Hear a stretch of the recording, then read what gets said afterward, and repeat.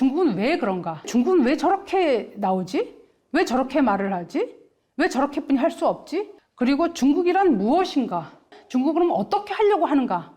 라는 것을 사상적 차원에서 현실의 문제와 중국의 당의 어떤 그 기본 노선과 관련시켜서 말씀을 드린 거예요. 전통과 현대를 연결시켜서. 예.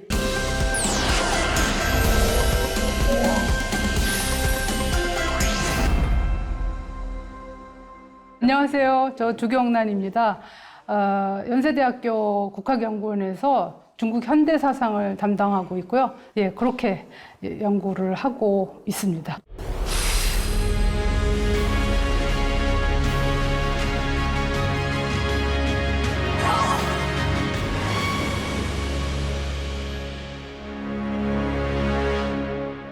작년에 이제 10월에 그 20차 당대회를 했는데요, 중국에서.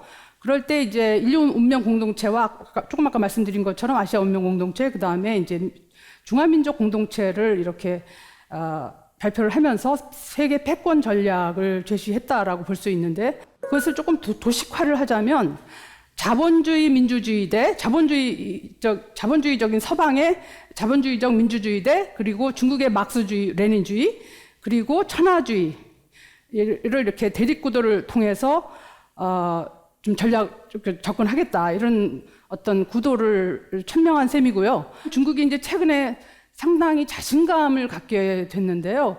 그 자신감을 갖게 된 배경을 살펴보면 서방의 자유주의는 쇠퇴하고 있는 반면에 중국과 같은 권위주의 국가는 상당히 이제 상승하고 있다라고 판단을 하고 있는 것 같습니다. 그런데 이제 또 이 중국 사람들을 굉장히 고무시킨 사건이 다 아시겠지만은 작년 11월에 UN 50개국이 그 신장 그 인권 탄압을 규탄을 했는데, 그때 이제 개발도상국 100개국이 중국 편을 들어줬다는 겁니다. 거기에 대해서 중국은 상당히 고무되어 있습니다. 그러한 결과가 나오게 된 데는 중국은 1대1로를 통해서 자기네들이 투자를 한 것, 이것이 결과로 나온 것이다라고 이렇게 생각을 하고 있다는 것이죠. 집에서서의 기획은 사실 계획적으로 이루어지진 않습니다. 중국은 어찌 보면 이제 그 공산주의 체제가 다 그런데 목표를 내세워요. 5개년 계획 예, 그러면 49년까지는 어떻게 하겠다, 30년까지는 뭐 하겠다, 이런 식으로 해서 기획을 세우잖아요. 그런 것들에 따라서 지식인들이 그런 어떤 정책의 기조 위에서 담론을 펼칩니다. 그렇기 때문에 어찌 보면 그 지식인 담론에서 또 하나 이제 그들이 힌트를 얻을 수 있는 걸 가져가고, 그 다음에 그걸 또 실천하고, 그 다음에 그 실천하면서 문제가 생긴 것들은 다시 또 이론에서 또 점검을 받고, 이렇게 어떻게 보면 변증법적으로 상승작용을 하면서 중국의 정책이 만들어지고 이론이 만들어지고 이런다고 볼 수 있습니다. 시진핑은 딱 등장하자마자 첫 일성이 뭐였냐면 소련이 왜 망했는가를 알아봐라 라고 명령을 합니다. 그럴 때 이제 소련이 사회주의 이념이라는 것을 너무 도외시했다, 이렇게 얘기를 합니다. 그래서 그 결과, 그래서 시진핑은 다시 사상 통일을 꾀하는 거죠. 중국 특색의 사회주의를 보여주겠다, 이렇게 얘기할 수 있습니다. 거기서 핵심적인 것은 저는 유법체제라고 생각을 하는데요. 그러니까 컨퓨션 리걸리스트 시스템이라는 것이 그래서 최근에 굉장히 많이 주목받고 있습니다, 중국에서.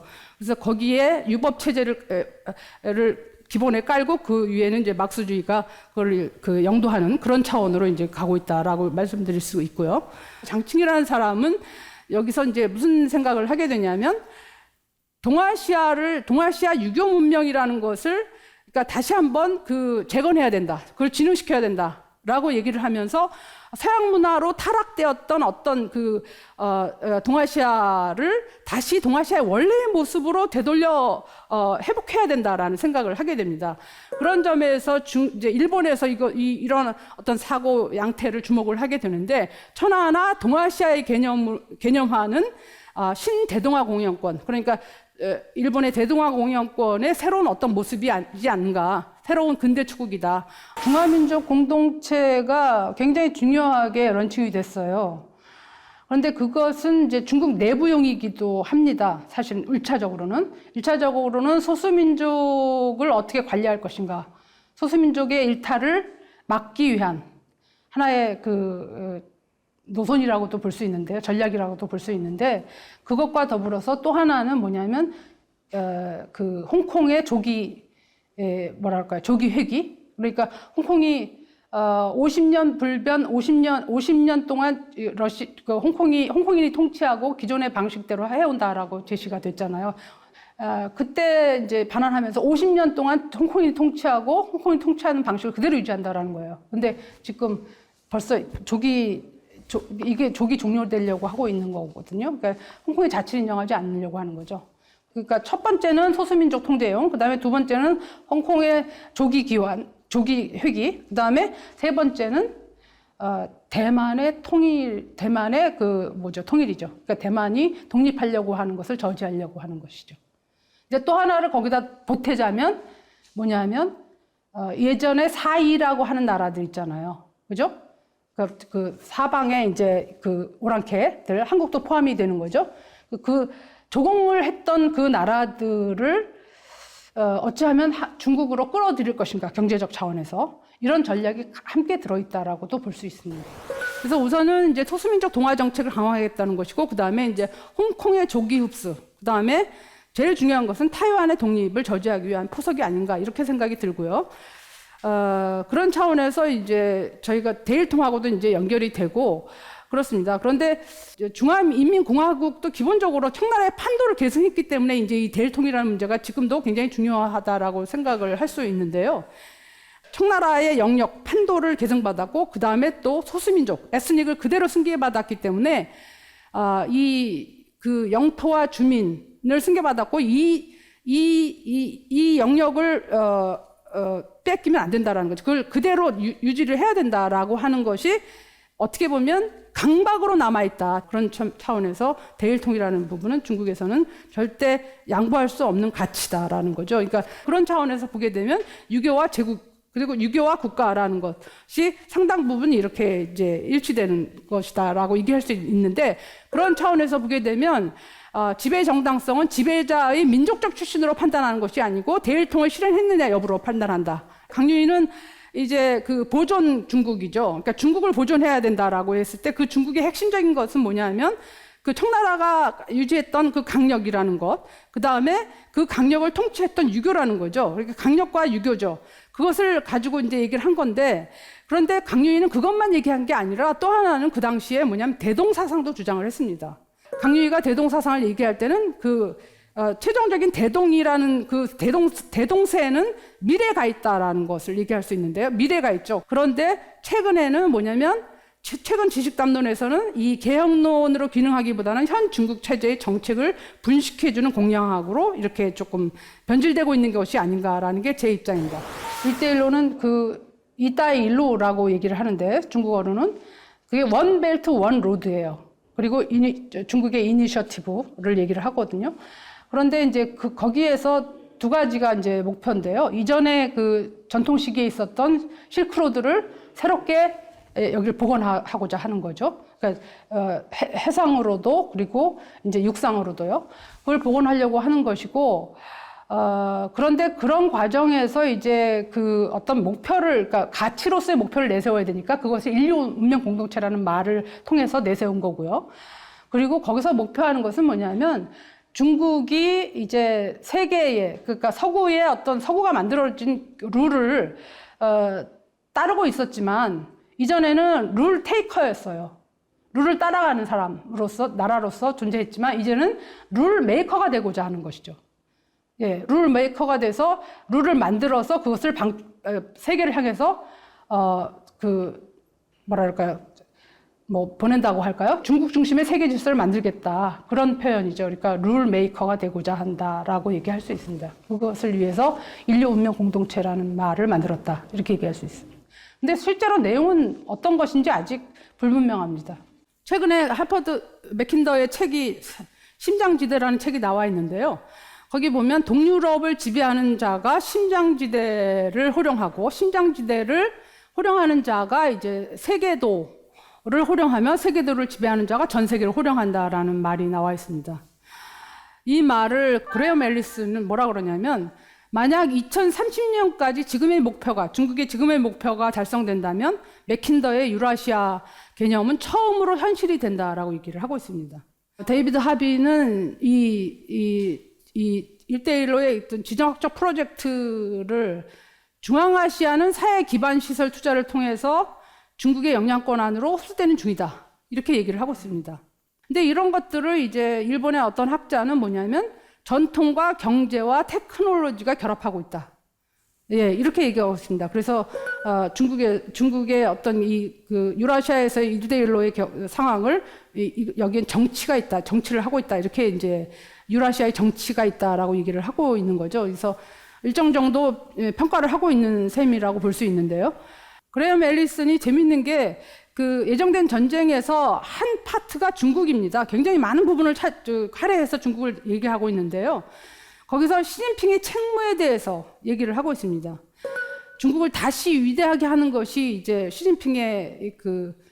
시진핑이 자각적으로 자기 책무라고 생각하고 있다, 이렇게 얘기하고 있고, 그런 면에서 시진핑의 차이나 드림은 번영과 힘을 결합한 것으로 미국의 세계에 대한 시어더 루즈벨트의 강력한 비전, 예, 그 다음에 이제 프랭클린 루즈벨트의 역동적인 뉴딜 정책에 맞먹는 비전, 이 두 루즈벨트가 한 역할을 시진핑이 하려고 한다, 이렇게 해석을 하고 있는 거죠. 이제 그 공동체 담론, 공동체라고 얘기를 했을 때는 중화민족 공동체, 아시아 공동체, 아시아 문화 공동체 또는 인류 문명 공동체, 이렇게 제시를 하고 있는데, 공동체라는 말이 중국에서는 별로 쓰질 않았어요, 원래는. 굉장히 타이트한 어떤 의미거든요, 그게. 우리가 생각하는 공동체의 의미보다 중국에서는 훨씬 더 타이트성이 더 강하게 들어가 있어요. 그런데 그럼에도 불구하고 그것을 왜 썼느냐라는 것은 중국이 만들어내는 어떤 것, 중국 중심의 어떤 것을 서구와는 다른 방식으로 뭔가를 만들어내겠다라는 표현이거든요. 그러니까 그런 차원에서 아시아 문명 공동체나 이런 것들은 어찌 보면 어떤 이제 혐의가 있느냐 하면 일본이 그 침략을 할 때, 아시아를 침략하거나 미국을 침략하거나 이럴 때도 그 대동아 공영권이라는 말을 했고, 근대의 초국을 얘기를 했잖아요. 동아시아 협동체를 얘기를 했고, 그런 것처럼 자기들의 이해관계의 입장에 있지만 그것을 아시아와 함께 서양에 대항해서 싸운다라는 어떤 황도를 통해서, 왕도를 통해서 우리는 서양에 대응한다, 이런 말을 했잖아요. 근데 중국이 지금 하고 있는 것은 상당 부분 그것과 닮아 있다라고 얘기할 수 있습니다. 동아시아 유교를 얘기하고 있잖아요. 사실은 유교를 얘기할 때 중국 사회도 유교를 설명하기 힘들거든요, 지금. 그런데 한국도 일본도 유교를 설명을 한다? 그건 굉장히 힘들죠, 지금 상황에서. 그랬을 때 이 의도가 무엇인가 라고 할 때 우리가 다시 대동아 공영권을 보는 것 같다. 이건 바로 제가 처음 얘기한 건 아니고요. 일본의 학자들이 그 얘기를 하고 있고, 중국 내부에서도 어떤 학자들이 그 얘기를 하고 있습니다. 예. 그렇기 때문에 저희로서는 이런 어떤 발상을 보여주는 것은 굉장히 폭력적일 수 있다. 그러니까 우리가 대동아 공영권을 굉장히 우리가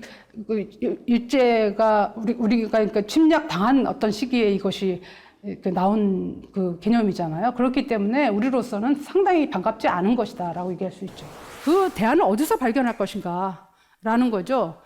그래서 이제 꺼자옥광과 왕페이린과 첼리친을 좀 제시를 했습니다. 그런데 중화민족과, 그러니까 그 중화민족이 아니라 그 한족과 그 소수민족이 평등하다, 그것을 전제로 한 어떤 공동체가 아니라 일방적인 동화 정책을 강화한다라는 차원이죠. 그러니까 한족에 동화되고 유교에 동화되는 그런 차원으로 이제 그걸 전제로 한 어떤 중화민족 공동체다라고 얘기할 수 있습니다.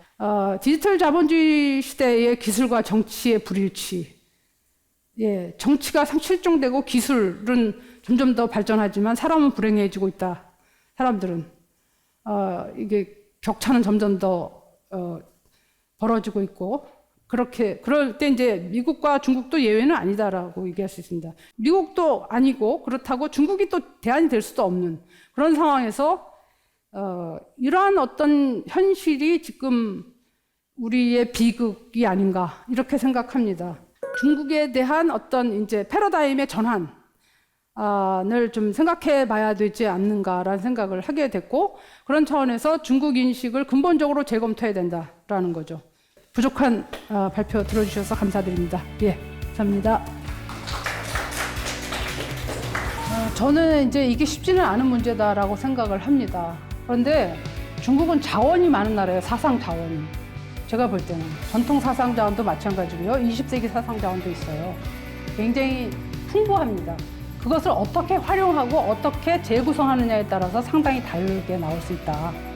그런 차원에서 보게 되면 중국은 전통 사상 속에서도 균과 분, 대동사상, 그러니까 그 평등지향적인 거죠. 그러니까 중국이 왜 사회주의를 했습니까? 평등하지 않기 때문에 사회주의가 됐는데, 그리고 그것과 더불어서 평등이라는 어떤 그 균과 분이라는 어떤 천하위공이라고 하는 어떤 가치를 가지고 있어요. 중국 사회가 그것을 실현해 왔고, 그래서 그런 차원에서 그것을 다시 21세기적으로 다시 재조명할 필요가 있다. 재해석할 필요가 있다. 그래서 그것을 가지고 세계에 발신할 필요가 있다. 그렇게 되면 중국은 중요한 공공재를 제공하는 거예요, 세계에. 그렇지 않고는 중국은 철학의 빈곤의 상태에서 머물 수밖에 없다. 저는 그렇게 생각합니다. 그 부분이 굉장히 중요하지 않나. 더군다나 중국은 사회주의 국가 아닙니까? 그리고 사회주의 깃발을 내리지 않는다고 얘기하고 있잖아요. 그러니까 그 명분상으로도 가치적인 차원에서도 그렇고 소프트 파워 차원에서도 굉장히 중요한, 하드 파워만이 아니라 소프트 파워도 자기네가 지금 얘기하고 있는 천하 가지고는 절대 안 된다라고 생각합니다.